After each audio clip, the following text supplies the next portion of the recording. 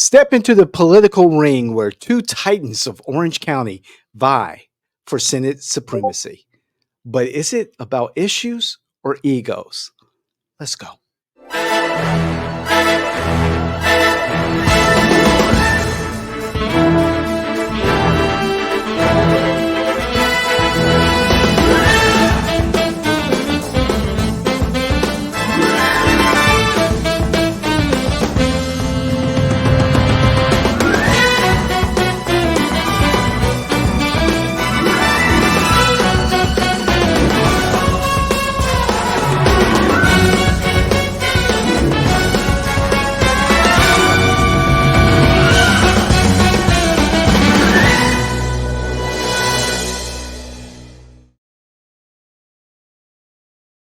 Well, you can't make this shit up.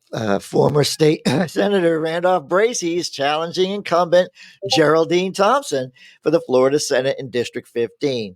That's just setting up a compelling battle in Orange County's Black community, highlighting issues like transportation and affordable housing. David, this is your topic. I really am excited as a Republican to see this going on. Let's go. I'm sure you are. You have two titans in the Black community, two titans in the Black political community, two political Central Florida Titans going after each other. When the Democrats don't have enough Democrats to run against Republicans, you have former State Senator and I guess candidate for Congress, David, District 10 going up against. Well, David, I can do that. Look, I can do Geraldine that for Thomas. you. I can do that for you. I mean, for audience members that know nothing about Central Florida, Senator Randolph Bracy had Senator Geraldine Thompson's seat from when she was in the Senate. When she got termed out, in the House. She was in the Senate. Yeah. When she got out of the Senate because she was termed out, she ran for the House and beat Bobby Olszewski, who had won a special election for the seat. Now this gets better. So now Bracy becomes the senator, Geraldine becomes the House member, and then Senator Randolph Bracy decides he wants to go for District 10 of Congress with the new districting that he just lost in the primary to Frost. Maxwell Frost. So now we have Maxwell Frost as the congressman. Bracy's now unemployed and wants his old seat, wants Geraldine's seat back. And you can't find somebody to run against Carolina Amnesty. Again, as Joel stated earlier, you can't make this shit up. Two well-known families, first of all. They are well-known between the two of them. Geraldine was roommates with LaVon Bracy, the mother to Randolph Bracy. Nice. I'm just trying to make figure out the family tree here. So this relationship and this back and forth between these families have been going on for years. And when the Democrats really, really, really need a bench, when they really need to lean into the youth movement amongst Democrats, amongst liberals, you have two well-established candidates in this Senate race going up primary each other, or Bracy primary Senator Thomas. And it's just kind of mind-boggling that with all the needs that the Democrats have,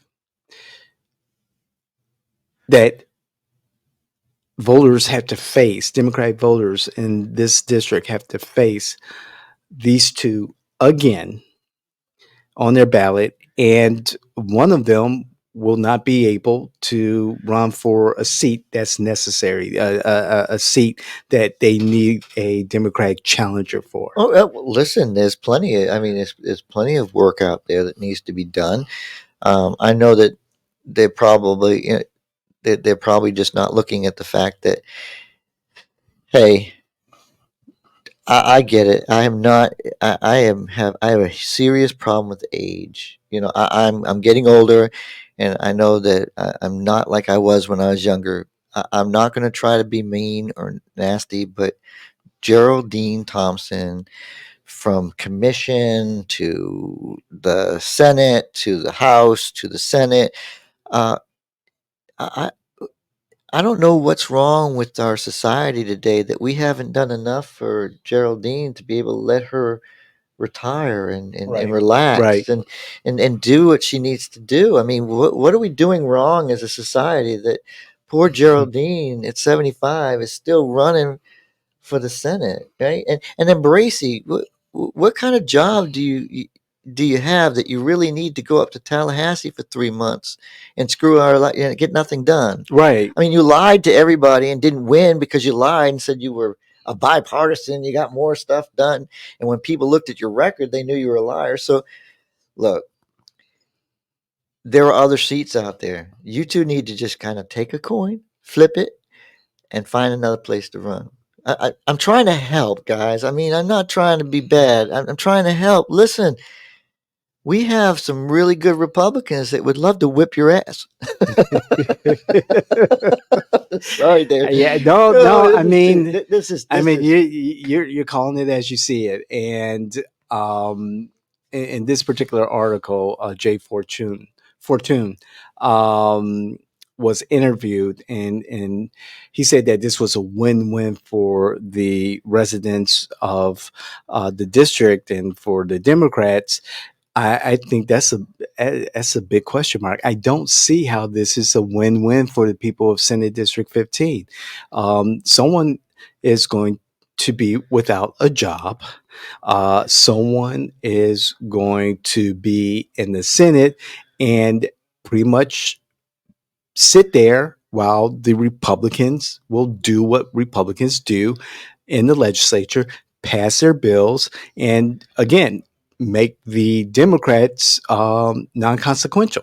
Well, I remember talking offline, David. You mentioned something about the writer of this article that really caught my attention, and as we've been speaking, it kind of Mhm. shouted out at me. It didn't when you were talking about it, but uh, for future for how did he put it? Transportation and pedestrian safety are top of mind in the Pine Hills area.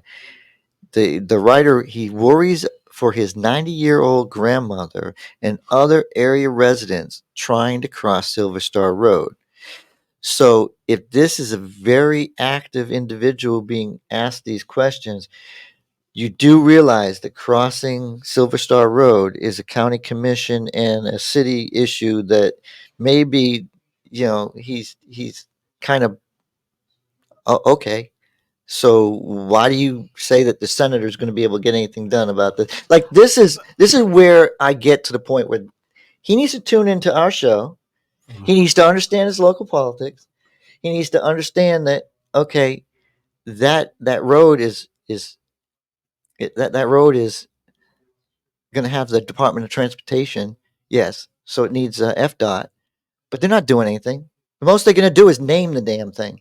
Pretty much. Like, okay, well, it's Silver Star Road, but we'll State Road as a state road, it will be this. Or look, they're not going to get anything accomplished in the Senate unless they run two Senate seats, unless they get more senators. Right. So instead of having two of your own beat each other up, look for another Senate seat. You don't have to live there until you get elected. Right. Also, Jay, and I know Jay, and I've seen his work in the community. Um, However, in his statement in this article about, he worries for his 90-year-old grandmother crossing Silver Star Road. Wait a second, what 90-year-old is going to be in the middle of the street, trying to cross from one side of the street to another? They're typically at home. Another thing is, for years, it's been Bracy Thompson, Bracy Thompson, Bracy Thompson.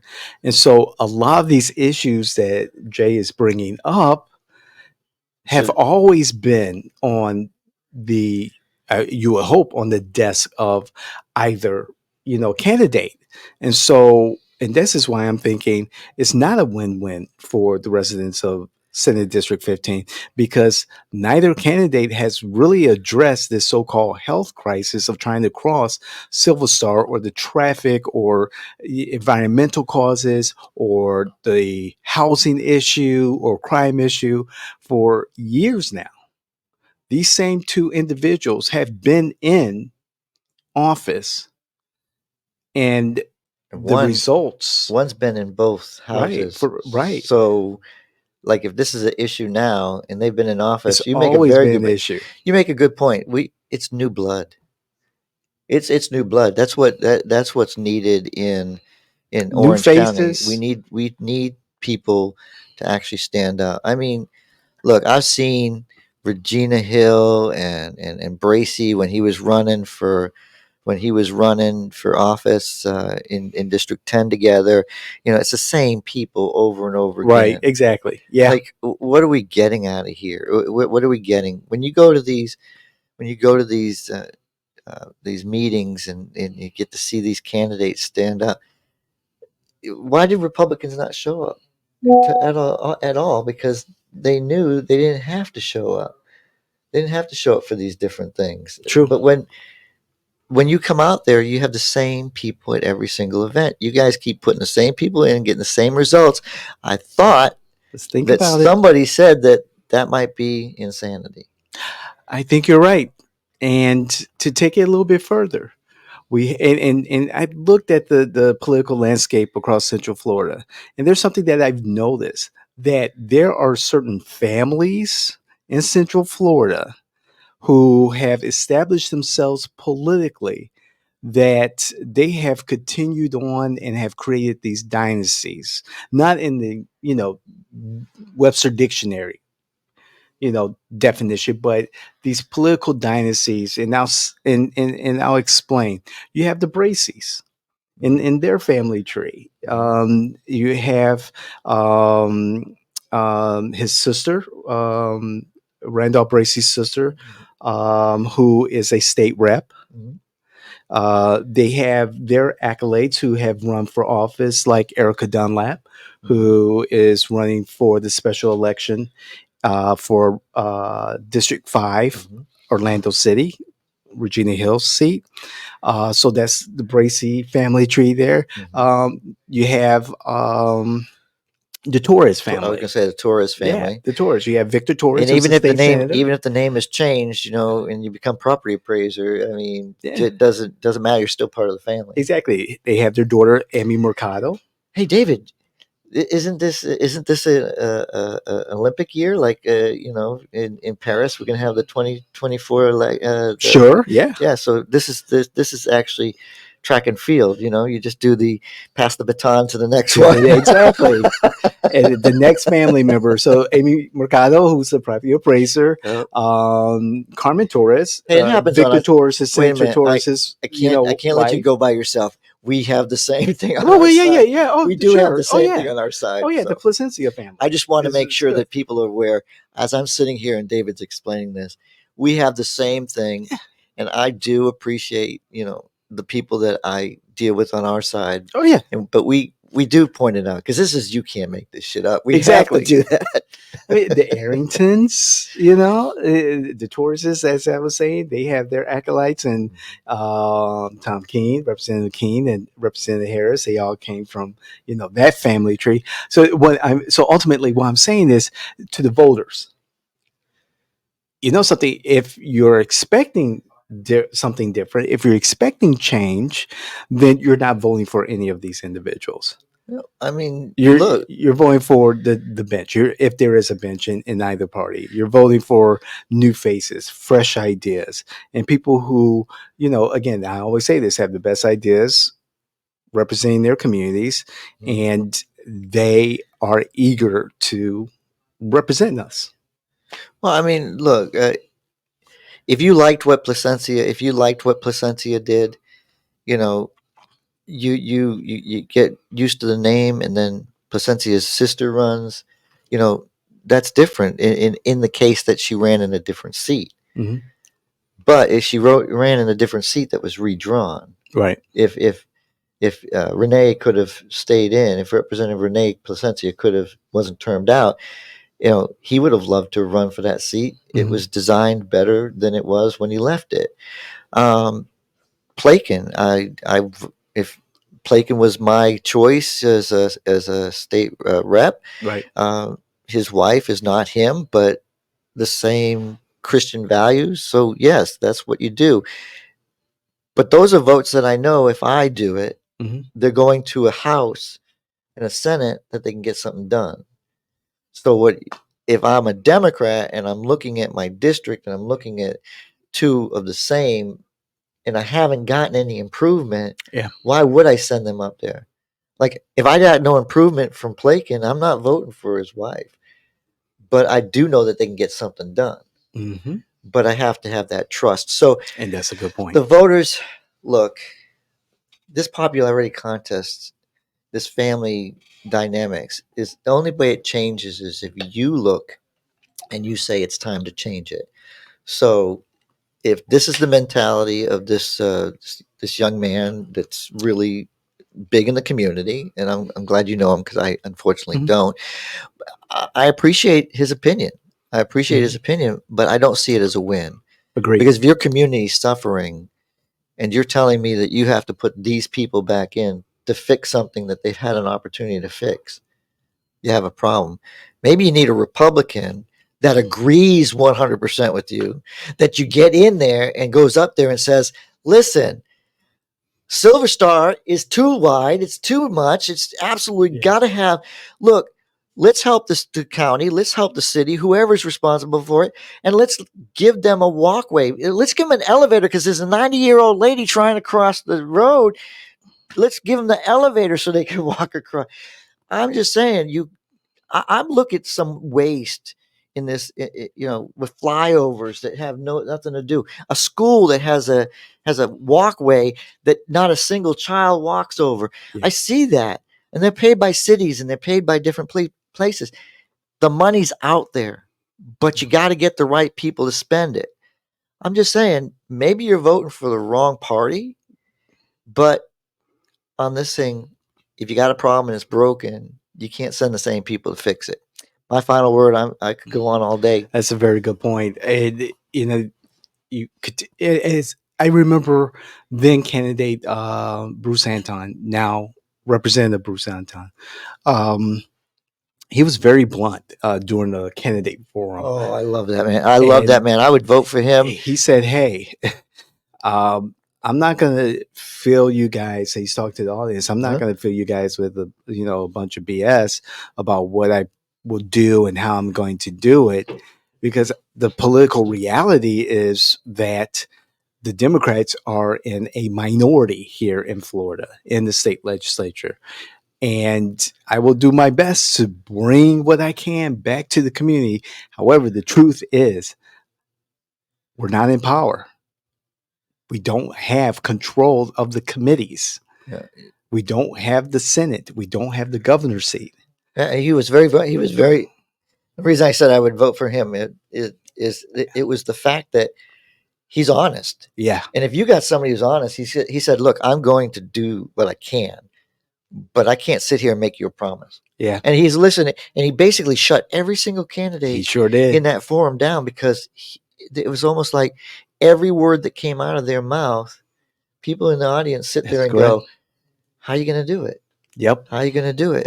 The political reality. And then the thing is, you had questions, and this is where I really enjoy our partnership, because you had questions where we're sitting there going, why'd they ask that question of a commissioner? That question has nothing to do, that has no power to do it. Right. If you want to talk about abortion, you talk to the right person. If you want to talk about this subject, you talk to the right person. Right.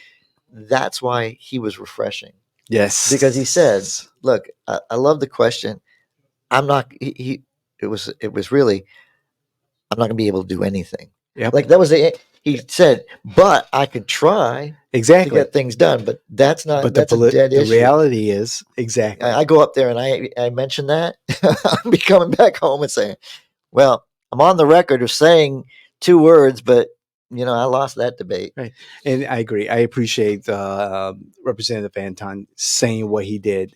And it was refreshing to hear it. It caught, I think, many people off guard, including, myself. And, good for him.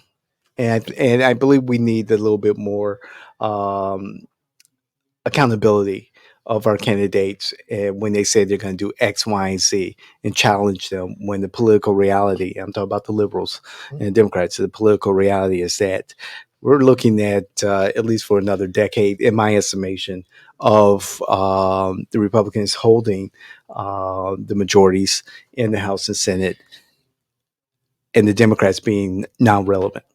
Well, it's very expensive to run here in Central Florida. That's why you get the same people running over and over again, because they know they don't have to raise a lot of money. These families know the same people, so people aren't going to split their money. You're going to notice that they're not going to raise a lot of money. Yeah. This should be like, oh wow, two titans running against each other. The money should go. It's not going to happen. It's not. It's just too expensive to run. Yeah. So again, my final word is, David, this is in your court. We have our issues, and I'll tackle those. But if you had if these two senators were running for different Senate seats, this wouldn't be that. This would be something where I'd be, oh my God, this is dangerous. Oh my Yeah. God. I mean, Carlos Gamo Smith, he's raised his money. And he's sitting back now because he doesn't email me anymore. So I guess he's fine right now. I mean, look, nobody's running for that seat. Right. The Democrats have obviously stated that Carlos is their guy. They must have chosen him because Okay. he couldn't win. He couldn't win his seat back. Right. That's correct. But he's going to be your guy to go up and do nothing in Tallahassee. And he's trying to replace Linda Stewart. Yeah. Yeah. Well, I just get to sit back and watch this one, David. Hey, but we don't want you to sit back and just watch. We want you to interact with our community, because you are our community. And so please comment. Let us know what you think about this particular topic or any of the topics, any of our podcasts across all of our properties. Please comment, like, share, and don't forget, hit the notification button so that you're notified when we drop a new episode. We are your political innovators. That's Joel. I'm David. Thank you, Aaron, who's on the board. Thank you to our team. There's bagels, guys. Come get your bagels. We've got so much great content coming up. I always say this, and I don't think we've failed to deliver. And if you're Senator Geraldine Thompson, or you're Senator Randolph Bracy, please join us. We would love to hear from you so that Central Florida can hear why you should be that senator. Thank you.